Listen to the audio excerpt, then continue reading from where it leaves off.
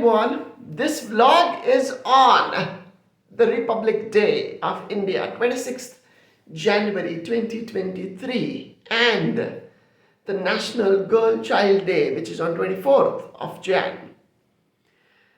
26th of Jan was a remarkable day in 1950.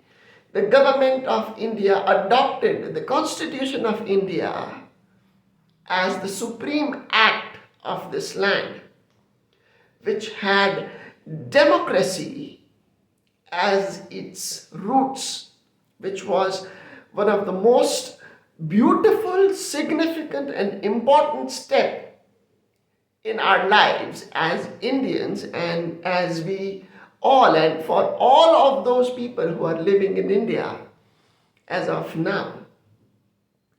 When we talk about the National Girl Child Day, of course, it is titled in a certain way because of n number of reasons.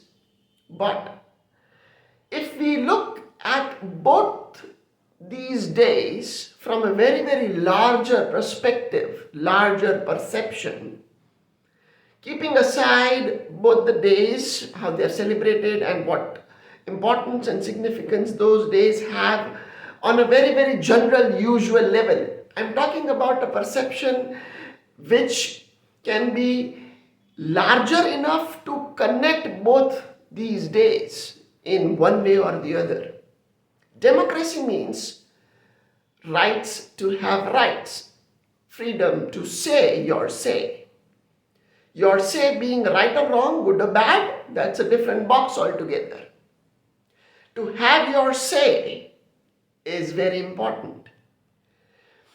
When we connect both these days, the Republic Day and National Girl Child Day, my personal view is that if we not make it a gender day kind of a thing, I'm not against the celebration of the day. My view is that if at all we do not make it about males or females or girl child or boy child, it is very important for all of us humans to understand that our uniqueness is always going to be there because each person is different.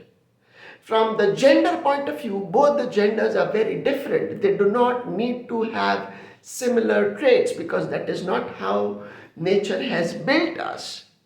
So, girl child or boy child, they have their own uniqueness, they have their own specialities, they have their own traits and characteristics which benefit them at a survival level, which is the first point.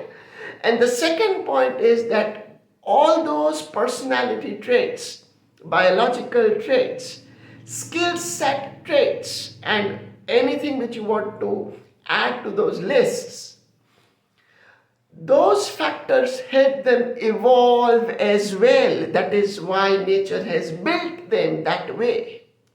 So when we talk about a boy child or a girl child, any child facing inequality or not having rights to have rights, humanity should stand together having one voice. Why?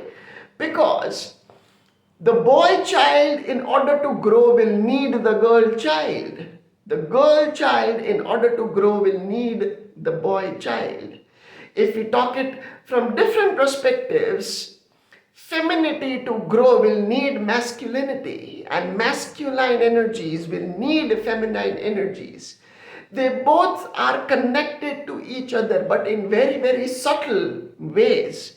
And all those ways of connection can only be known if we understand how both the genders work in its uniqueness and at the same time what magic they are able to do when they come together.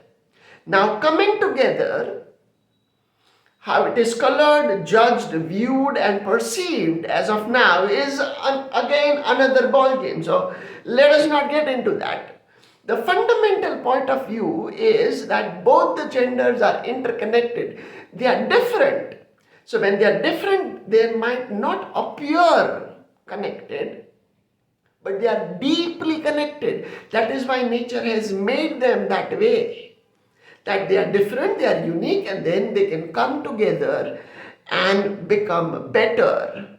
When I say become better, my favorite word is learning, growth, or evolution are the words we are talking about, because eventually it is about us. It is about all human beings. So there is no point in having gender days for National Boy Child Day or Girl Child Day. I'm repeating myself, I'm not against celebration of those days. But my point is that these days are celebrated so that humanity, in its own uniqueness, with differences, girl child and boy child and girl child, can come together and make this world a better place. Take care, people.